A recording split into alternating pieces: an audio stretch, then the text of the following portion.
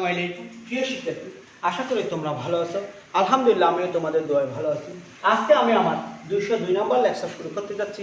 প্রিয় শিক্ষার্থী, 202 নম্বর লেকচার শুরু করার পূর্বে তোমাদের প্রতি আহ্বান রাখবো আমার ইউটিউব চ্যানেল ফ্লার ভিডি চ্যানেলটি সাবস্ক্রাইব করার জন্য। ইউটিউব চ্যানেল ফ্লার ভিডি চ্যানেলটি সাবস্ক্রাইব করলে আশা করি তোমরা উপকৃত হবে। প্রিয় শিক্ষার্থী, আজকে দ্বাদশ শ্রেণীর স্থির তড়িৎ অধ্যায় হতে দুটি সৃজনশীল প্রশ্ন নিয়ে আলোচনা করব। আজকের প্রথম সৃজনশীল প্রশ্নের উদ্দীপক হচ্ছে, দেখো এখানে একটি চিত্র দেখতেছি, একটি বর্গক্ষেত্র। এই বর্গক্ষেত্রের চারটি বিন্দু হচ্ছে এ বি সি ডি। এই চারটি বিন্দুর তিনটি বিন্দুতে যথাক্রমে A B C বিন্দুগুলিতে 2 coulomb, -2 coulomb এবং 2 কুলম্ব আধান স্থাপন করা হলো। আমাকে বের করতে বলছে যে ডি বিন্দুতে বিভব কত, ডি বিন্দুতে বিভব কত, এবং ঘ নম্বরে বের করতে বলছে বা খ নম্বরে বের করতে বলছে ডি বিন্দুর প্রাবল্য কি নির্ণয় করো, জি নির্ণয় করো। ডি বিন্দুর প্রাবল্য এবং কি নির্ণয় করো, জি নির্ণয় করো। দেখো আমি এখানে এ সি এবং বিডি যোগ করলাম। আমার খ নাম্বার প্রশ্ন আমি সমাধান করার চেষ্টা করতেছি। দেখো এখানে দেয়া আছে এ বি সমান, বি সি সমান, সি ডি সমান, ডি এ সমান 1 মিটার দেয়া আছে, আছে কি না? এখন দেখো আরো দেয়া আছে এ সমান 2 কুলম্ব, বি সমান -2 কুলম্ব, সি সমান 2 কুলম্ব, এগুলো দেয়া আছে। আমি এ থেকে ডি বিন্দুর দূরত্ব জানি, সি থেকে ডি বিন্দুর দূরত্ব জানি, বি থেকে ডি বিন্দুর দূরত্ব জানি না, সুতরাং বি থেকে ডি বিন্দুর দূরত্ব বের করতে হবে। সমকোণী ত্রিভুজ এ বি ডি হতে আমরা লিখতে পারি বি ডি স্কয়ার সমান A D square plus A B square, মানে হচ্ছে 1 স্কয়ার প্লাস 1 স্কয়ার। তাহলে আমরা বি ডি সমান লিখতে পারি স্কয়ার রুট অফ 2, 1 স্কয়ার সমান 1, এখানেও 1 স্কয়ার সমান কত 1, তার মানে স্কয়ার রুট অফ 2। আমরা বি ডি সমান কত পেলাম, রুট 2 পেলাম, তার মানে বি ডি পেয়ে গেছি। এখন দেখো ডি বিন্দুতে এ বি সি বিন্দুর জন্য কি করব, বিভব নির্ণয় করব। সুতরাং ডি বিন্দুতে বিভব ডি, আমি ভিডি লিখি, ভিডি হলে আমরা লিখতে পারি ভি ডি সমান V A plus V B plus V C. D বিন্দুতে বিভব বিডি হলে বিডি সমান আমরা লিখতে পারি V A plus V B plus V C. এখন দেখো প্রিয় শিক্ষার্থী, আমরা কি লিখতে পারি, ভি এ সমান আমরা লিখতে পারি 1/4 পাই এপসাইলন নট। দেখো ভি এ মানে হচ্ছে যে এখানে Q1 চার্জ, তাহলে আমি সরাসরি 2 কুলম্ব লিখে ফেলি, 2 কুলম্ব বাই কত, এভাবে লিখি A by AD plus 1/4 pi epsilon naught B by AD, B by AD হবে না, বি বাই বিডি হবে, plus 1/4 pi epsilon naught C by C D. এখন দেখো এখানে সম্পূর্ণ থেকে 1/4 পাই এপসাইলন নট কমন যাচ্ছে, 4 পাই এপসাইলন কমন যাচ্ছে, এবং আমি মানগুলো লিখতেছি। কিউ সমান ছিল 2 কুলম্ব এবং এডি সমান ছিল 1 মিটার, প্লাস দেখো এখানে ভি সমান ছিল -2 কুলম্ব, আমি -2 লিখতেছি, বিডি সমান ছিল √2, প্লাস সি সমান ছিল 2 কুলম্ব, সিডি সমান ছিল 1। দেখো 1/4 পাই এপসাইলন নট, এখান থেকে আসবে 2, এখান থেকে আসবে -√2, এখান থেকে 2 আসবে। দেখি যোগ করলে আরেকটু আমরা আরেকটু ক্যালকুলেট করি, তাহলে আমরা পাচ্ছি ভিডি সমান, দেখো 1/4 পাই এপসাইলন নট সমান হচ্ছে 9 × 10⁹ ইন্টু 2 আর 2 4, 4 বিয়োগ √2। তাহলে আমার টোটাল মান কত আসে একটু দেখি প্লিজ। মান আসতেছে 9 × 10⁹ ইন্টু 4 -√2, তাহলে আমরা পাচ্ছি 2.32 ইন্টু 10⁻10 ভোল্ট, 2.32 ইন্টু 10⁻10 ভোল্ট। এটাই হচ্ছে ডি বিন্দুতে এ বি সি বিন্দুর জন্য বিভবের মান, ডি বিন্দুতে এ বি সি বিন্দুর জন্য কি মান। এখন আমরা ডি বিন্দুর প্রাবল্য এবং দিক নির্ণয় করব, ডি বিন্দুর প্রাবল্য এবং কি নির্ণয় করব, দিক নির্ণয় করব। খ নাম্বার, দেখো প্রিয় শিক্ষার্থী, এই যে ডি বিন্দুতে যখন প্রাবল্য নির্ণয় করব তখন ডি বিন্দুর প্রাবল্য হবে এ বিন্দুর প্রাবল্য যোগ বি বিন্দুর প্রাবল্য যোগ সি বিন্দুর প্রাবল্য। ঠিক আছে, এই প্রাবল্যগুলি এ বিন্দু বি বিন্দু সি বিন্দুর জন্য টোটাল যে প্রাবল্য পাবো সেটা লব্ধি নিলে যেটা হবে সেটা হবে ডি বিন্দুর প্রাবল্য। দেখো ডি বিন্দুটা এ বিন্দু থেকে 1 মিটার দূরত্বে অবস্থান করে। ডি বিন্দুতে পজিটিভ চার্জ অবস্থান আছে। আমি যদি ডি বিন্দুতে প্লাস কিউ পরিমাণ চার্জ স্থাপন করি তাহলে এর প্রাবল্যের দিক হবে এডি বরাবর। প্রাবল্যের দিক হবে কি বরাবর? এডি বরাবর। এবং এই প্রাবল্যের নাম দিলাম ইএ। প্রাবল্যের নাম দিলাম কি? ইএ। আবার দেখো সি পজিটিভ চার্জ, সি কি চার্জ? Positive charge. এই পজিটিভ চার্জ থাকার কারণে এই সি এর প্রাবল্যের দিক হবে, এটা পজিটিভ চার্জ, তাহলে প্রাবল্যের দিক হবে ই সি বরাবর। ই কি বরাবর? সি বরাবর। দেখো এটা নেগেটিভ চার্জ, এটা কি চার্জ? Negative charge. এবং নেগেটিভ চার্জ হওয়ার কারণে বি বিন্দুতে নেগেটিভ চার্জ থাকার কারণে বি বিন্দুর প্রাবল্যের দিক হবে ডিবি বরাবর। বি বিন্দুর প্রাবল্যের দিক হবে কোন বরাবর? ডিবি বরাবর। আমি মনে করলাম এই ডিবি বরাবর, ডি বিন্দুর প্রাবল্যের দিক। তাহলে আমরা ডি বিন্দুর জন্য এ বিন্দুর প্রাবল্য, সরি এ বিন্দুর জন্য ডি বিন্দুর প্রাবল্য, বি বিন্দুর জন্য ডি বিন্দুর প্রাবল্য এবং সি বিন্দুর জন্য ডি বিন্দুর প্রাবল্য কি করব? নির্ণয় করব। এখন দেখো এ বিন্দুর জন্য ডি বিন্দুর প্রাবল্য, এ বিন্দুর জন্য ডি বিন্দুর প্রাবল্য যদি ডি ই এ লিখি, যদি ই এ হয় সেই ক্ষেত্রে আমরা লিখতে পারতেছি, দেখো এখানে একটু মানগুলি বসাই দিই। এ সমান 2 কুলম্ব। দেখো এখানে এ সমান 2 কুলম্ব, বি সমান তারপরে কি পাইছিলাম -2 কুলম্ব, সি সমান 2 কুলম্ব, এ বি সমান সি ডি সমান 1 মিটার আর বি ডি সমান আমরা পাইছিলাম √2 মিটার। বি ডি সমান আমরা কত পাইছিলাম? √2 মিটার। তাহলে আমরা এখানে ই এ সমান লিখতে পারি 1/4 পাই এপসাইলন নট 1 বাই কত? 4 পাই এপসাইলন নট। দেখো তাহলে ই এ সমান 1/4 pi epsilon naught A by আমরা লিখতে পারি আর স্কয়ার। এ বাই কি স্কয়ার? R square. তার মানে 9 * 10⁹ 9 * 2 বাই আর স্কয়ার মানে হচ্ছে 1 স্কয়ার। অর্থাৎ ই এ সমান আমরা পাচ্ছি আর 9 দেখুন 18 1.8 * 10⁻10 1.8 * 10⁻10। দেখো আমরা কত পাচ্ছি? 1.8 * 10⁻10 নিউটন পার কুলম্ব। নিউটন কত কুলম্ব? পার কুলম্ব। এবং দিক হবে ডি এ বরাবর। দিক হবে কি বরাবর? ডি এ বরাবর। এবং বি বিন্দুর জন্য ডি বিন্দুর প্রাবল্য যদি ই বি হয় সেই ক্ষেত্রে আমরা লিখতে পারি ই বি সমান 1/4 pi epsilon naught B by B D square. তার মানে 1/4 পাই এপসাইলন নট আমরা জানি যে 10⁹9 ইনটু বি সমান হচ্ছে -2 আর এটা হবে √2 হোল স্কয়ার। √2 whole square. তাহলে মানটা পাবো আমরা এখান থেকে রুট চলে গেলে এটা চলে যাবে, 2 চলে যাবে, -9 * 10⁹9 নিউটন পার কুলম্ব। এবং দিক হবে কি বরাবর?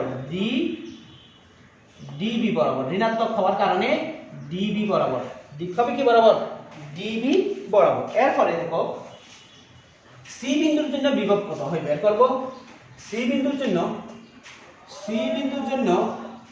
ডি বিন্দুর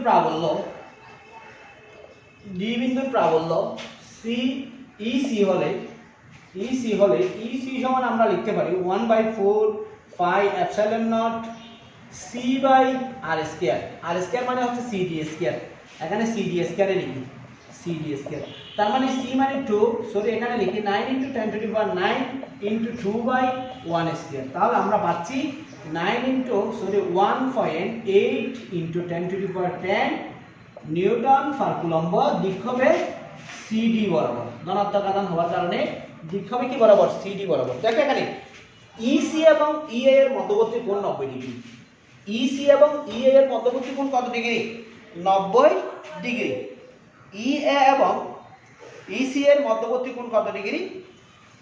90 ডিগ্রি এবং লব্ধি যদি E4 হয় ই এ ও ই সি এর মধ্যবর্তী কোণ 90 ডিগ্রি এবং লব্ধি E4 হলে আমরা লিখতে পারি E4 সমান square root of E A square plus square root of E C square plus 2 E C into cos 90 degree. cos 90 ডিগ্রির মান 0, সুতরাং এই পদটা পুরোটাই কি হয়ে যাবে, শূন্য হয়ে যাবে।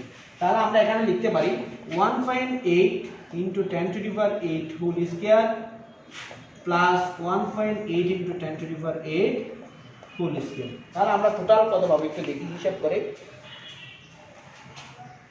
1.8 into 10 to the power 8 whole square plus 1.8 into 10 to the power 8 whole square. তাহলে এটার বর্গমূল করলে আমরা পাবো, বর্গমূল করলে পাবো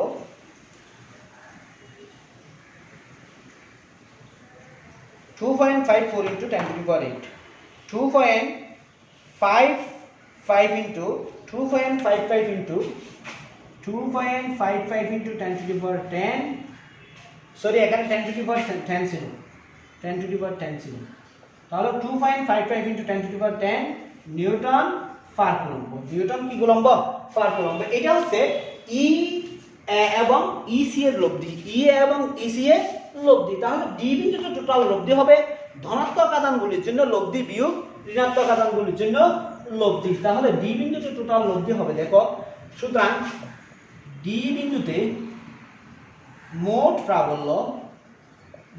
প্রাবল্য ইডি হলে ইডি সমান E4 মাইনাস ইবি, E4 মাইনাস কি ইবি। E4 সমান ছিল 2.55 into 10 to the power 10 minus EB সমান ছিল 9 into 10 to the power 9, 9 into 10 to the power 9, 9 into 10 to the power 9। তাহলে আমরা পাবো টোটাল, আমরা একটু হিসাব করলে কত পাই দেখি, 2.55 ইনটু 10 টু দি পাওয়ার 10 বিয়োগ 9 ইনটু 10 টু দি পাওয়ার 9। তাহলে আমরা পাবো 1.65 into 10 to the power 1.65 into 10 to the power 10 Newton per coulomb. এটাই হচ্ছে ডি বিন্দুতে এ বি সি বিন্দুর জন্য প্রাবল্য। এটাই হচ্ছে ডি বিন্দুতে এ বি সি বিন্দুর জন্য কি প্রাবল্য। আশা করি তোমরা বুঝতে পেরেছো। দেখো প্রিয় শিক্ষার্থী, দ্বিতীয় সৃজনশীল প্রশ্ন, দুইটি চিত্র দেওয়া আছে, এখানে নিচের চিত্রে দুইটি ধারক দেওয়া আছে। দেখো এটি একটি ধারক, এই ধারকের পাতদ্বয়ের মধ্যবর্তী দূরত্ব হচ্ছে 5 মিলিমিটার এবং প্রথম পাতে +20 পরিমাণ 20 কুলম্ব চার্জ, দ্বিতীয় পাতে -20 কুলম্ব চার্জ আছে। ধারকের তড়িৎ প্রাবল্য ই নট হচ্ছে 2 × 10⁻8 ভোল্ট পার মিটার। দ্বিতীয় ধারকে পাতদ্বয়ের মাঝখানে একটি পরাবৈদ্যুতিক মাধ্যম স্থাপন করা হয়েছে। এই পরাবৈদ্যুতিক ধ্রুবকের মান 5, মাধ্যমটির পুরুত্ব T সমান 2 মিলিমিটার। প্রথমে বলছে আমাকে চিত্র 1 এর ধারকত্ব কত, চিত্র 1 এর কি কত ধারকত্ব কত। এখন দেখো এখানে কি কি দিয়ে আছে, ই নট দিয়ে আছে। ই নট মানে হচ্ছে 2 × 10⁻8 ভোল্ট পার মিটার। দূরত্ব দিয়ে আছে 5 মিলিমিটার। এটা যদি আমি মিটারে নিয়ে যাই 5 × 10⁻3 মিটার হবে। দেখো আমরা জানি V সমান, দেখো আমরা জানি V সমান E নট D, এটা জানি, বা আমার সমীকরণটা ছিল এরকম, E সমান V বাই D। E সমান যদি V বাই D হয় তাহলে E নট সমান V বাই D হলে V সমান E নট D লিখতে পারি। তাহলে এখন E নট সমান আছে 2 × 10⁻8, দেখো এখানে D সমান আছে 5 × 10⁻3। তাহলে হিসাব করলে কত হয় একটু দেখি, 2 × 10⁻8 ইনটু 5 × 10⁻3। তাহলে টোটাল হিসাব করলে 1 × 10⁻10, 1 ইনটু কত 10⁻10 ভোল্ট আসবে, 1 × 10⁻10 ভোল্ট আসবে। এটা হচ্ছে দুই প্রান্তের বিভব পার্থক্য। দুই প্রান্তের কি বিভব পার্থক্য। চার্জের পরিমাণ দেওয়া আছে এখানে, Q সমান 20 কুলম্ব। কিউ সমান কত কুলম্ব 20 কুলম্ব সুতরাং ধারকত্ব যদি সি হয় ধারকত্ব যদি কি হয় সি হয় ধারকত্ব সি সমান তাহলে আমরা লিখতে পারি কিউ বাই ভি তাহলে কিউ সমান আছে 20 ভি সমান আছে কত ভি সমান কত পাইলাম এখন 1 * tan ইনভার্স 10 1 * tan ইনভার্স 10 তাহলে টোটাল চলে আসবে 20 * tan to the power 10 20 * tan to the power 12 20 * tan to the power 10 কি ফ্যারাডে ধারকত্বের একক হচ্ছে ফ্যারাডে এটাকে লিখতে পারি 2 * tan to the power 11 Faraday অর্থাৎ প্রথম ধারকের বা প্রথম চিত্রের ধারকত্ব হবে 2 * tan to the power 11 Faraday এখন প্রিয় শিক্ষার্থী আমরা খ নাম্বার প্রশ্নে যাব খ নাম্বার প্রশ্ন বলছে যে যদি পরাবৈদ্যুতিক মাধ্যম স্থাপন করি সেই ক্ষেত্রে ধারকটির ধারকত্বের কোনো পরিবর্তন হবে কিনা এবং এই পরাবৈদ্যুতিক মাধ্যমের মাধ্যমাঙ্ক হচ্ছে k সমান 5 মাধ্যমের মাধ্যমাঙ্ক হচ্ছে কি k সমান 5 দেখো প্রিয় শিক্ষার্থী আমরা কি করতে পারি এখন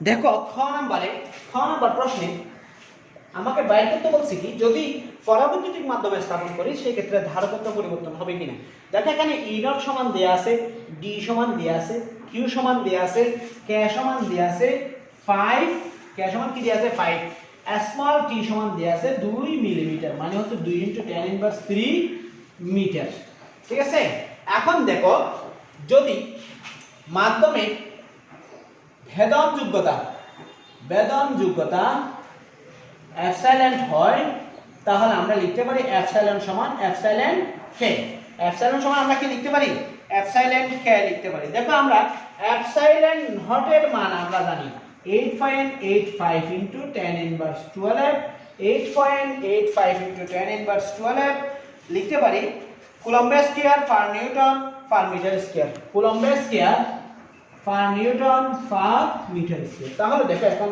এখানে লিখতে পারি এপসাইলন সমান হচ্ছে 8.85 * tan ইনভার্স 12 k সমান হচ্ছে 5 তাহলে টোটাল কত আসে একটু দেখি 8.85 - 12 into 5 তাহলে 4.425 * tan inverse 11 4.425 into 4.425 into tan inverse 11 এটার একক হচ্ছে coulomb square per newton per metre square এটা হচ্ছে যে মাধ্যমটা সংযোগ করছি সেই মাধ্যমের ভেদন যোগ্যতা যে মাধ্যমটা সংযোগ করছি সেই মাধ্যমের কি যোগ্যতা ভেদন যোগ্যতা আমরা গ হতে পাইছি গ হতে